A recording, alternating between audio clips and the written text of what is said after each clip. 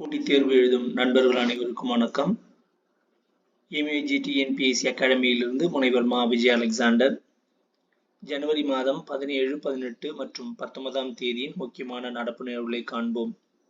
ஆந்திர மாநிலம் ஸ்ரீஹரிகோட்டாவில் அமைந்துள்ள இந்திய விண்வெளி ஆய்வு நிறுவனத்தின் அதாவது இஸ்ரோ நிறுவனத்தின் சதீஷ் தவான் விண்வெளி ஆய்வு மையத்தில் 3வது ராக்கெட் ஏவுதளத்தை ரூபாய் 3985 கோடி செலவில் அமைக்க மத்திய அமைச்சரவை ஒப்புதல் அளித்துள்ளது. அடுத்த தலைமுறை ராக்கெட்டுகளை ஏவுவதற்கு வசதியாகவும் 2வது ஏவுதளத்துக்கான அவசர நிலை மாற்று ஏவுதளமாகவும் பயன்படும் வகையில் 3வது ஏவுதளம் அமைக்கப்பட்டுள்ளது. இது மனிதர்களை விண்வெளிக்கு அனுப்பி ஆய்வுகளை மேற்கொள்ளும் இந்தியாவின் வருங்கால திட்டங்களுக்கு ஏற்ற வகையில் இஸ்ரோவின் ராக்கெட் ஏவும் திறனை மேம்படுத்தவும் இது உதவும் என்று தெரிவிக்கப்பட்டுள்ளது.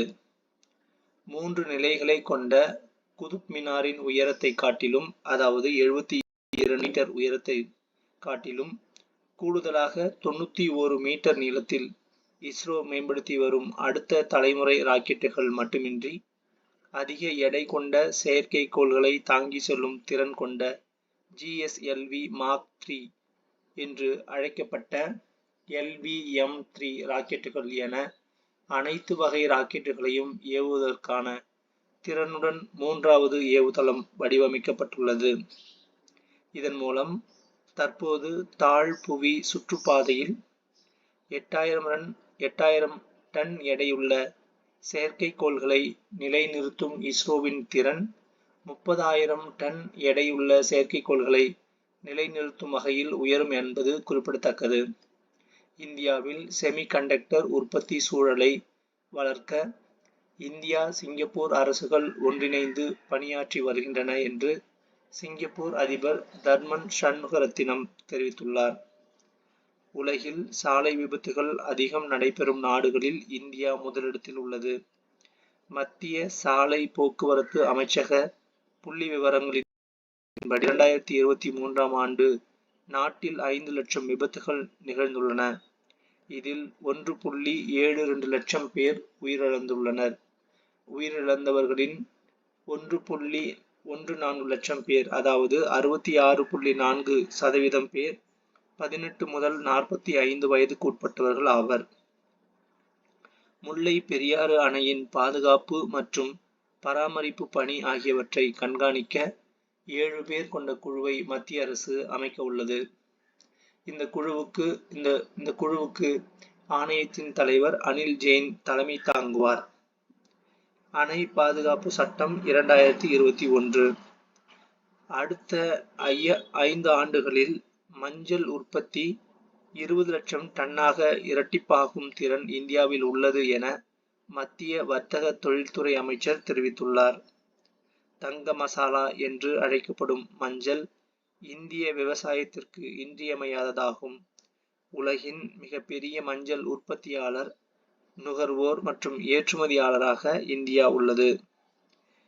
2022-23ஆம் ஆண்டில் 3.24 லட்சம் ஹெக்டேரில் மஞ்சள் பயிரிட்டு 11.61 லட்சம் டன் மஞ்சள் உற்பத்தி செய்யப்பட்டது. மகாராஷ்டிரா, தெலுங்கானா, கர்நாடகா மற்றும் தமிழ்நாடு ஆகிய 20 மாநிலங்களில் 30க்கும் மேற்பட்ட மஞ்சள் வகைகள் உள்ளன. உலகளாவிய மஞ்சள் வர்த்தகத்தில் 62% இந்தியா கொண்டுள்ளது குறிப்பிடத்தக்கது. 2030ஆம் ஆண்டுக்குள் ஏற்றுமதியை $1 பில்லியன் அதாவது சுமார் 8000 கோடி உயர்த்துவதை இந்திய தேசிய மஞ்சள் வாரியம் நோக்கமாக கொண்டுள்ளது. உலகின் மிகப்பெரிய மக்கள் தொகை கொண்ட நாடாக சீனா இருந்து வந்தது. ஆனால் கடந்த 2023இல் அந்த நாட்டின் மக்கள் தொகையை விட இந்திய மக்கள் தொகை 142.86 கோடியாக அதிகரித்ததை தொடர்ந்து இந்தியா முதலிடத்தை பிடித்தது. பிரிக்ஸ் கூட்டமைப்பில் ஆப்பிரிக்க நாடான நைஜீரியா புதிய உறுப்பு நாடாக சேர்ந்துள்ளது. பிரேசில், ரஷ்யா, இந்தியா, சீனா ஆகிய நாடுகளை உறுப்பு நாடுகளாக கொண்டு பிரிக்ஸ் கூட்டமைப்பு கடந்த 2009ஆம் ஆண்டு உருவாக்கப்பட்டது. இந்த கூட்டமைப்பில் தென்னாப்பிரிக்கா கடந்த 2010இல் சேர்க்கப்பட்டது. அமெரிக்க டாலர் மதிப்பை குறைக்கும் வகையில் செயல்பட்டால் பிரிக்ஸ் நாடுகள் மீது 100% வரி விதிக்கப்படும் என்று அமெரிக்க அதிபராக தேர்ந்தெடுக்கப்பட்டுள்ள டொனால்டு ட்ரம்ப் கடந்த ஆண்டு எச்சரிக்கை விடுத்திருந்தது குறிப்பிடத்தக்கது. அமெரிக்கா, பிரான்ஸ் உள்ளிட்ட நாடுகள் கலந்து கொண்டிருக்கும் பிரம்மாண்ட லா பெரோஸ் கூட்டு கடற்படை பயிற்சியில் இந்திய கடற்படை பங்கேற்றுள்ளது. அண்மையில் இந்திய மற்றும் பசிபிக் பெருங்கடல், மலாக்கா மலேசியா, சுண்டா மற்றும் லாம்போக் இந்தோனேஷியா நீர் சந்திப்பு பகுதிகளில் கூட்டு கடற்படை பயிற்சி தொடங்கப்பட்டது குறிப்பிடத்தக்கது. இந்தியாவின் பாபா அணு ஆராய்ச்சி மையம் உள்பட 3 இந்திய அணுசக்தி நிறுவனங்கள் மீதான பல்வேறு தடைகளை அமெரிக்கா நீக்கியுள்ளது. இந்தியாவின் 76வது குடியரசு தின விழாவில் இந்தோனேஷிய அதிபர் பிரபோவோ சுபியாந்தோ சிறப்பு விருந்தினராக கலந்து கொண்டார். 2025-26 நிதி ஆண்டுக்கான மத்திய பட்ஜெட் பிப்ரவரி 1 தாக்கல் செய்யப்பட்டது. மத்திய நிதி அமைச்சர் நிர்மலா சீதாராமன் தொடர்ந்து 8வது முறையாக பட்ஜெட்டை தாக்கல் செய்து உரையாற்றியுள்ளார்.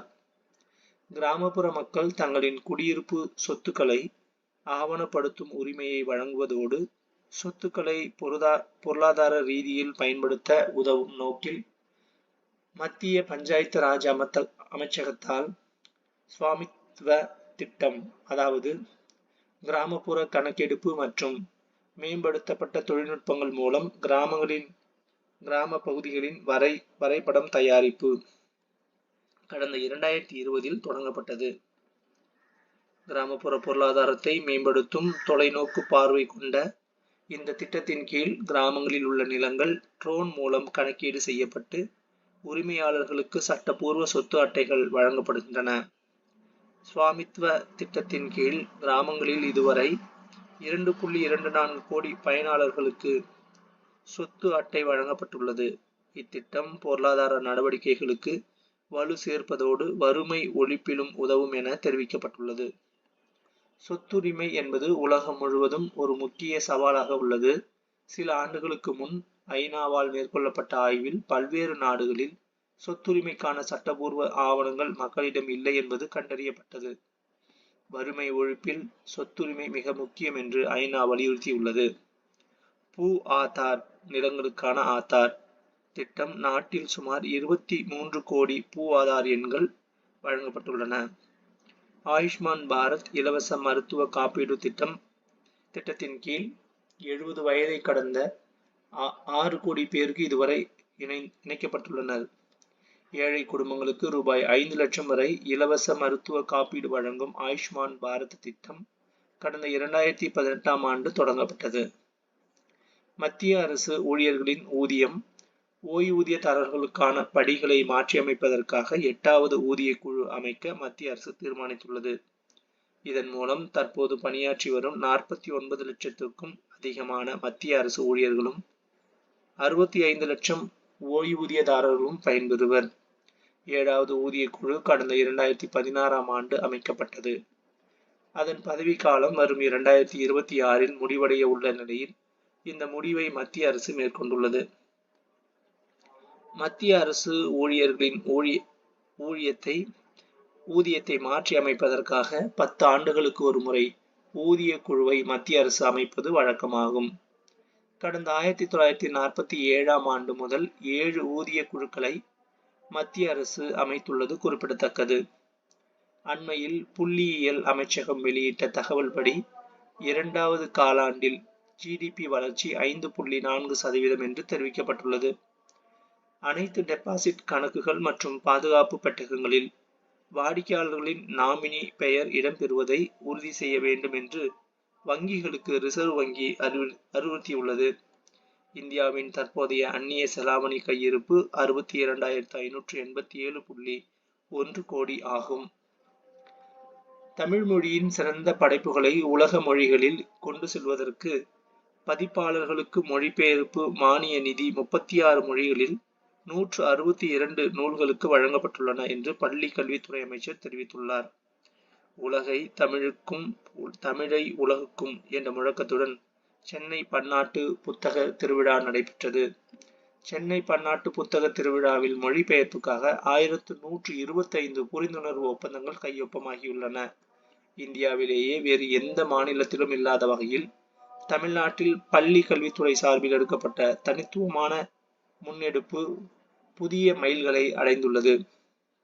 சுவிட்சர்லாந்தில் நடைபெற்ற உலக பொருளாதார மன்ற கூட்டத்தில் தமிழ்நாடு பங்கேற்றது. இதில் தொழில்துறை அமைச்சர் TRB ராஜா மற்றும் அந்த துறையை சேர்ந்த உயர் அதிகாரிகளும் கலந்து கொண்டனர். சுவிட்சர்லாந்து நாட்டின் டாவோஸ் நகரில் ஜனவரி 20 முதல் உலக பொருளாதார மன்ற கூட்டம் தொடங்கி நடைபெற்றது.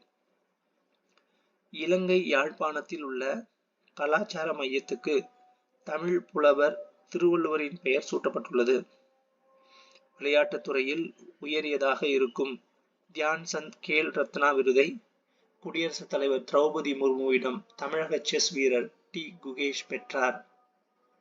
தமிழக பாரா பேட்மிண்டன் வீராங்கனைகள் மனிஷா ராமதாஸ், நித்யஸ்ரீ சுமதி சிவன், துளசிமதி முருகேசன் ஆகியோர் அர்ஜுனா விருது பெற்றனர். நன்றி.